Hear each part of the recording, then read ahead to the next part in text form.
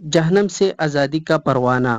حضرت مسلم بن حارث تمیمی رضی اللہ عنہ روایت کرتے ہیں کہ انہیں حضور اکرم صلی اللہ علیہ وسلم نے چپکے سے ارشاد فرمایا، جب تم مغرب کی فرض نماز سے فارغ ہو جاؤ تو 7 مرتبہ پڑھو، اللہم اجرنی من النار۔ ترجمہ: اے اللہ مجھے جہنم سے بچا لیجئے۔ پڑھ لیا کرو۔ اگر تم اسی رات وفات پا جاؤ گے تو خدا تعالیٰ تمہیں جہنم سے آزادی کا پروانہ مرحمت فرمائیں گے۔ اسی طرح جب تم فجر کی فرض نماز سے فارغ ہو جاؤ تو 7 مرتبہ مذکورہ دعا پڑھ لیا کرو۔